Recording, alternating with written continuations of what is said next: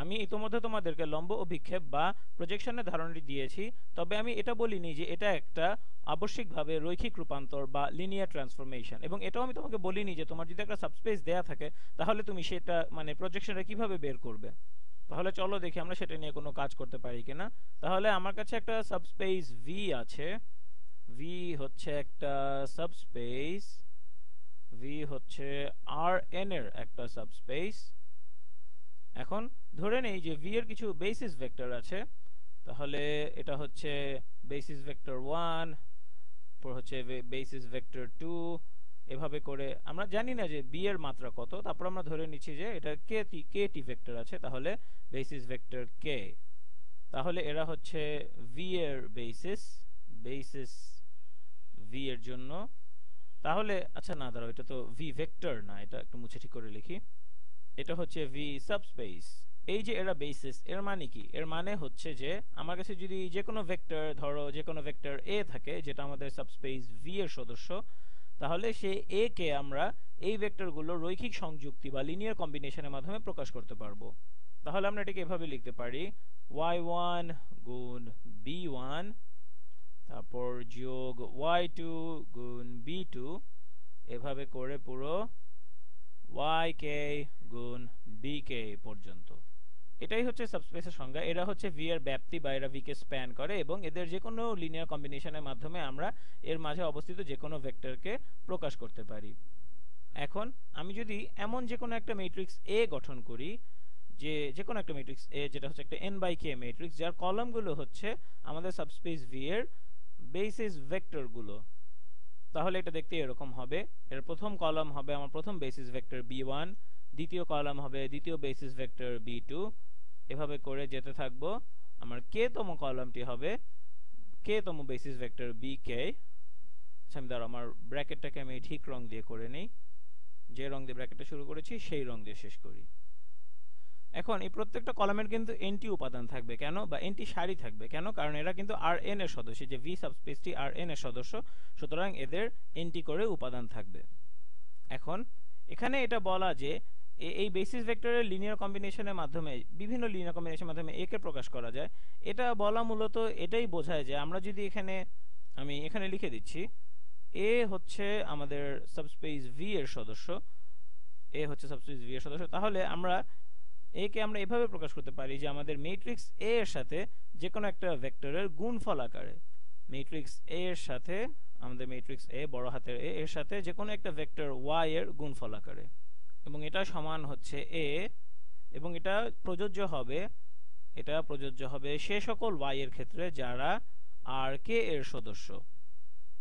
তাহলে আমরা এর মাধ্যমে এখানে এই জিনিসটা তৈরি করব। তাহলে এখানে আমরা যদি y কে গুণ করে দেই, r কে ধরো, এখানে y হচ্ছে r কে একটা ভেক্টর, তো এখানে যদি আমরা y1 y2 এভাবে করে yk পর্যন্ত এটা দিয়ে গুণ করে দেই, এবং এটা সমান হবে y1 গুণ b1 যোগ y2 গুণ b2, এভাবে করে পুরো yk গুণ bk পর্যন্ত। তাহলে এটা এবং এটা একই জিনিস। অর্থাৎ এখানে আমরা এটাই দেখাচ্ছি যে তুমি যদি y কে এর মধ্যে থেকে সঠিক y টিকে চয়ন করতে পারো, তাহলে তুমি এর লিনিয়ার কম্বিনেশনের মাধ্যমে আমাদের সাবস্পেসে যে কোনো একটি সদস্যকে প্রকাশ করতে পারবে। তাহলে আমরা বলছি মূলত যে আমাদের সাবস্পেসের যে কোনো একটা নির্দিষ্ট সদস্যকে আমরা আমাদের ম্যাট্রিক্স এ এর সাথে আর কে এর যে কোনো একটা ভেক্টর y এর ডট গুণফল হিসেবে প্রকাশ করতে পারি। যদিও আমরা এই ভেক্টর সম্বন্ধে এখন পর্যন্ত খুব বেশি কিছু জানি না, যাই হোক, এখন ধরি x হচ্ছে যে কোনো একটা বিচ্ছিন্ন সদস্য আর এন এর। এখন এই ভেক্টর x এর লম্ব অভিক্ষেপ বা প্রজেকশন আমাদের সাবস্পেস ভি এর উপরে, অর্থাৎ x এর প্রজেকশন আমাদের সাবস্পেস ভি এর উপরে, এটা সংজ্ঞানুযায়ী আমাদের সাবস্পেস ভি এর একটি সদস্য হবে। তাহলে এই কথাটাকে আমরা অন্যভাবে কিভাবে বলতে পারি? আমরা এটাকে এভাবে বলতে পারি যে আমাদের সাবস্পেস ভি এর উপরে x এর প্রজেকশন এটা সমান হচ্ছে, আমি এটাকে আমাদের নীল রং দিয়ে লিখি, a গুণ যে কোনো একটা ভেক্টর y, যেখানে y হচ্ছে আর কে এর সদস্য, y আর কে এর সদস্য। এখন আমাদের কাছে যদি এই y এর মান থেকেই যেত, তাহলে আমাদের এই প্রজেকশন বের করা কিন্তু আমরা একটা সূত্রই পেয়ে যেতাম, যাই হোক, আমি মূলত বলতে চাচ্ছি যে আমাদের কাছে সবসময় এই ওয়াই এর মানটা থাকে না। আমি এখানে মূলত এটাই বলতে চাচ্ছি যে আমাদের বেসিস ভি এর যে কোনো একটি সদস্যকে আমরা আমাদের ম্যাট্রিক্স এ যে কলাম হিসেবে বেস ভি এর বেসিস ভেক্টরগুলিকে পেয়েছে তার সাথে যে কোনো একটা ভেক্টর ওয়াই কে গুণ করে, অর্থাৎ আর্ক এর যে কোনো একটা ভেক্টর ওয়াই কে গুণ করে আমরা এটা পেতে পারি। এবং এই বিষয়টা এখান থেকে এসেছে মূলত যে এরা ভি কে স্প্যান করে। এখন যেহেতু আমরা জানি যে এই যে এক্স এর প্রজেকশন ভি এর উপরে, এটা আমাদের ভি এর সদস্য হতে হবে, অর্থাৎ ভি এর মধ্যে থাকতে হবে, সেই জন্য এটাকেও এভাবে আমরা প্রকাশ করতে পারি। এখন আমাদের প্রজেকশনের সংজ্ঞাটা কি ছিল? আমাদের কাছে ধরো যে কোনো একটা ভেক্টর এক্স আছে, যে কোনো একটা ভেক্টর এক্স, এটাকে আমরা এভাবে প্রকাশ করতে পারি, এটা সমান হচ্ছে আমাদের সাবস্পেস ভি এর উপরে এক্স এর প্রজেকশন, যোগ ভি এর অর্থোগোনাল কমপ্লিমেন্টের উপর এক্স এর প্রজেকশন। অর্থাৎ এটাকে আমি এভাবে লিখতে পারি, মানে প্রজেকশন আকারে লিখতে পারি যে প্রজেকশন এক্স এর প্রজেকশন ভি এর অর্থোগোনাল কমপ্লিমেন্টের উপরে। এটাকে আমি এখানে এভাবেও লিখতে পারি, আবার এখানে আমি ডাব্লিউ দিয়েও লিখতে পারতাম যে ডাব্লিউ থাকবে এবং ডাব্লিউ আমাদের ভি এর অর্থোগোনাল কমপ্লিমেন্ট একটা সদস্য। আচ্ছা, আমার মনে হয় ওভাবে লিখলেই ভালো হয়, এটা একটু কঠিন হয়ে যাচ্ছে।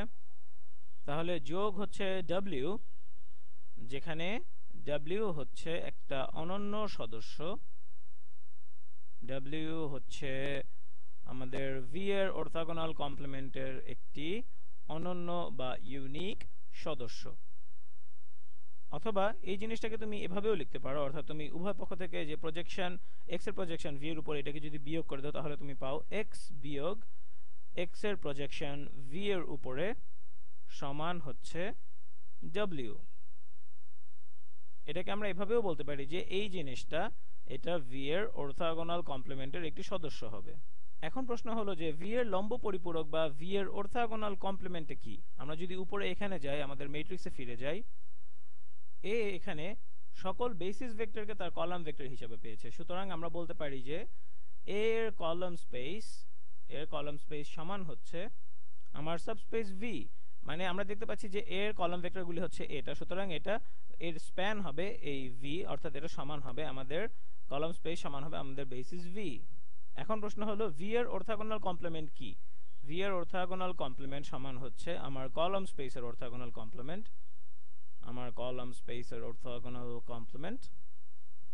এখন কলাম স্পেসের অর্থোগোনাল কমপ্লিমেন্ট সমান কি? এটা সমান হচ্ছে একটা এ ট্রান্সপোজের নাল স্পেস, বা এটাকে আমরা বলতে পারি লেফট নাল স্পেস অফ এ, যেটা আমরা অনেক ভিডিও আগে দেখেছিলাম। তাহলে আমরা বলতে পারি যে এক্স মাইনাস এক্স এর প্রজেকশন ভি এর উপরে সমান হচ্ছে, আমি এটাকে এখানে লিখি, ভেক্টর এক্স বিয়োগ এক্স এর প্রজেকশন সাবস্পেস ভি এর উপরে, এটা সমান, এটা একটা সদস্য আমাদের ভি এর অর্থোগোনাল কমপ্লিমেন্টের, যেটাকে আমরা লিখতে পারি এ ট্রান্সপোজের নাল স্পেসের, অর্থাৎ এ ট্রান্সপোজের নাল স্পেসের সদস্য হবে। তাহলে এখানের এই জিনিসটা হচ্ছে ভি এর অর্থোগোনাল কমপ্লিমেন্ট, এবং এটা একই কথা। তাহলে এই জিনিসটা মূলত কি বলছে আমাদেরকে? এটা বলছে যে আমরা যদি এ ট্রান্সপোজ নেই এবং এটার সাথে গুণ করি এই ভেক্টরটা, কারণ এটা আমাদের এ ট্রান্সপোজের নাল স্পেসের সদস্য, তাহলে এটার সাথে যদি আমি এটা গুণ করি এক্স মাইনাস এক্স এর প্রজেকশন ভি এর উপরে, তাহলে আমি শূন্য ভেক্টর পাবো, কারণ এটাই হচ্ছে নাল স্পেসের সংজ্ঞা। তাহলে চলো এটাকে আমরা একটু বিশদ করে লিখি এবং দেখি আমরা বীজগণিত ব্যবহার করে এটাকে কোনোভাবে কোনো কিছু করতে পারি কিনা। তাহলে আমরা যদি এ দিয়ে গুণ করে দিই, তাহলে আমরা পাচ্ছি এ ট্রান্সপোজ গুণ আমাদের ভেক্টর এক্স বিয়োগ এ ট্রান্সপোজ গুণ এক্স এর প্রজেকশন ভি এর উপরে।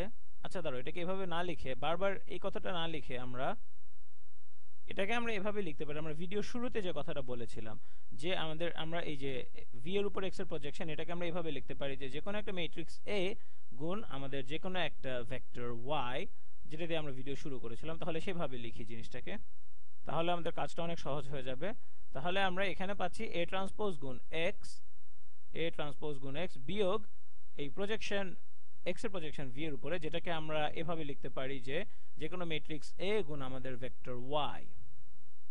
এবং এটা আমরা এই জন্যই বলতে পারছি যে এই প্রজেকশনটা আমাদের সাবস্পেসের সদস্য, এবং যেহেতু এটা আমাদের সাবস্পেসের সদস্য, সুতরাং আমরা এটাকে এভাবে প্রকাশ করতে পারি যে একটা লিনিয়ার কম্বিনেশনের মাধ্যমে আমাদের ম্যাট্রিক্স এ গুণ যে কোনো ভেক্টর ওয়াই, যেটাকে আমরা উপরে দেখিয়েছিলাম, এখানে এটাকে দেখিয়েছিলাম।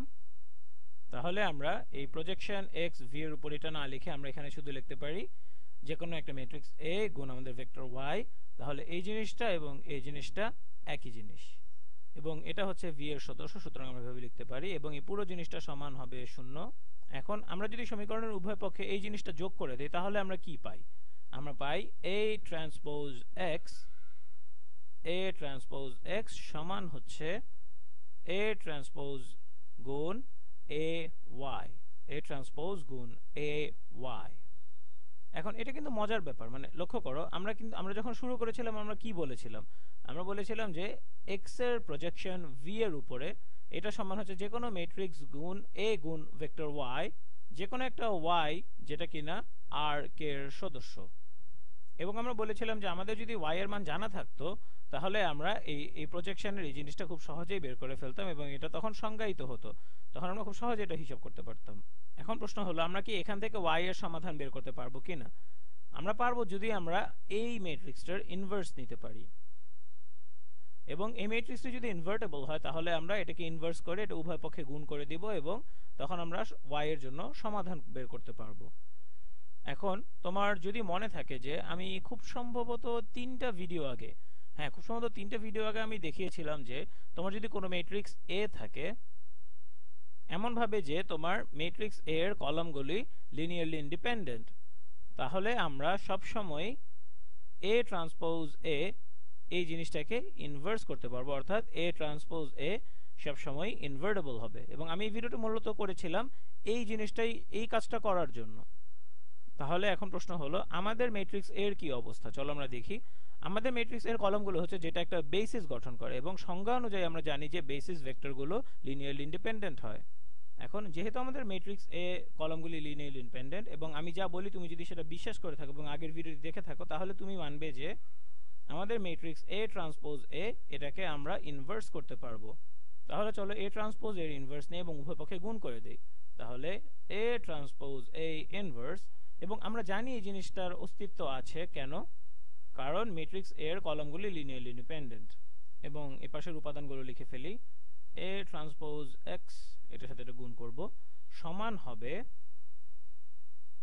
এ ট্রান্সপোজ এ ইনভার্স, এটার সাথে গুণ করব এই জিনিসটা, অর্থাৎ এ ট্রান্সপোজ এ গুণ ভেক্টর ওয়াই। এখন যখন তুমি কোনো একটা ম্যাট্রিক্সের ইনভার্সের সাথে সেই ম্যাট্রিক্সটি গুণ করো তখন তুমি ফলাফল কি পাও? Identity matrix. সুতরাং এই জিনিসটি হয়ে যাবে আইডেন্টিটি ম্যাট্রিক্স, এবং আইডেন্টিটির সাথে যে কোনো কিছু গুণ করলে আমরা সেটাই পাই। তাহলে এখানে আমরা পাবো ভেক্টর ওয়াই, এটা হচ্ছে ভেক্টর ওয়াই।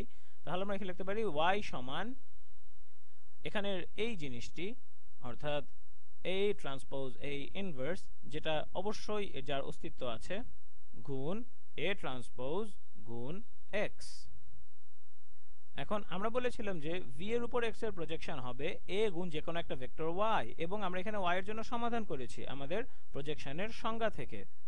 এখন যেহেতু আমরা ওয়াই এর মান পেয়ে গেছি, তার মানে আমরা আমাদের প্রজেকশনকে এখন একটা ম্যাট্রিক্স ভেক্টর গুণফল আকারে প্রকাশ করতে পারি। তাহলে চলো সেটা করে ফেলি। তাহলে আমাদের প্রজেকশন, আমাদের এক্স এর প্রজেকশন আমাদের সাবস্পেস ভি এর উপরে, এটা সমান আমরা লিখতে পারি আমাদের ম্যাট্রিক্স এ গুণ ওয়াই, এবং ওয়াই হচ্ছে আমাদের এখানে যেটা আমরা বের করেছি এখানের এই জিনিসটা। সুতরাং এটাকে আমরা লিখতে পারি এখানে গুণ এ ট্রান্সপোজ এ ইনভার্স, যেটা সব সময় যার অস্তিত্ব আছে কারণ এর কলামগুলো লিনিয়ারলি ইন্ডিপেন্ডেন্ট, গুণ এ ট্রান্সপোজ গুণ এক্স। এবং এখানের এই লম্বা জিনিসটা, এই জিনিসটা কিন্তু আর কিছুই না, এটা একটা ম্যাট্রিক্স।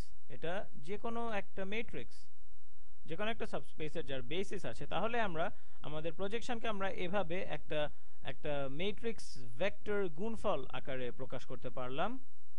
সুতরাং আমরা বলতে পারি এইটা সম্বন্ধে যে কোনো ম্যাট্রিক্স ভেক্টর গুণফলকে আমরা বলতে পারি একটা লিনিয়ার ট্রান্সফরমেশন। আমরা এখানে দেখিয়েছি যে আমরা এটা করতে পারি, এবং আমরা বলছি যে আমাদের তুমি যদি আমাকে কোনো বেসিস দাও তাহলে আমি সেই বেসিসের কলামগুলোকে আমাদের একটা ম্যাট্রিক্স গঠন করব যার কলামগুলো থাকবে সেই সাবস্পেসের বেসিস কলামগুলি, এবং আমি যদি এখানে যাবতীয় হিসাব নিকাশ করি, অর্থাৎ এ এর সাথে আমরা এ ট্রান্সপোজকে গুণ করব, তার সাথে এ ট্রান্সপোজ এর ইনভার্সকে গুণ করব, তাহলে যাই করি না কেন আমরা এখানে যে জিনিসটা পাবো সেটাই হবে আমাদের ট্রান্সফরমেশন ম্যাট্রিক্স। এখন এটা আমি জানি এটা দেখতে অনেক কঠিন মনে হচ্ছে এবং এটা আসলেই হাতে করাটা অনেক কঠিন, তবে এটা খুবই কার্যকর যদি তুমি কোনো ত্রিমাত্রিক কোনো প্রোগ্রামিং করতে যাও। মানে ধরো এরকম একটা পরিস্থিতি, ধরো তোমার কাছে একটা কিউব আছে, ত্রিমাত্রিক একটা কিউব, আচ্ছা কিউব না, ধরো তোমার কাছে একটা যে কোনো ত্রিমাত্রিক একটা বস্তু আছে, যে কোনো একটা ত্রিমাত্রিক বস্তু যেটা দেখতে অনেকটা এরকম। এখন তুমি জানতে চাও যে এটা যদি অন্য কোনো দৃষ্টিকোণ থেকে দেখা যায় তাহলে সেটা কিরকম দেখাবে। এখন একজন দর্শকের দৃষ্টিতে এটা কিন্তু একটা সাবস্পেসের মতো। এখন তুমি দেখতে চাও যে এই কিউবের প্রতিচ্ছবিটা আমাদের সাবস্পেসের উপর কিরকম হবে, তুমি সেটা জানতে চাও। অর্থাৎ এটা এই সাবস্পেসটাকে যদি আমরা কোনো ফ্ল্যাট স্ক্রিন টিভি হিসাবে বিবেচনা করি তাহলে সেই ব্যক্তিটি কিভাবে দেখবে এই কিউবটাকে। এখন তোমার কাছে যদি একটা সাবস্পেস থাকে এবং তোমার যদি সেটার বেসিস ভেক্টরগুলো জানা থাকে তাহলে তুমি এই ম্যাট্রিক্সটি গঠন করতে পারবে, যার কলামগুলো হচ্ছে সেই সেই সাবস্পেসের বেসিস ভেক্টরগুলি। এবং তুমি এই কিউবের সাথে সম্পর্কিত প্রত্যেকটা ভেক্টরের বিভিন্ন বিভিন্ন ট্রান্সফরমেশন করে দেখতে পারবে যে যেই ব্যক্তিটি দেখছে মূলত জিনিসটাকে সে তখন কিভাবে দেখবে। অর্থাৎ এটি খুবই কার্যকরী একটা ফলাফল।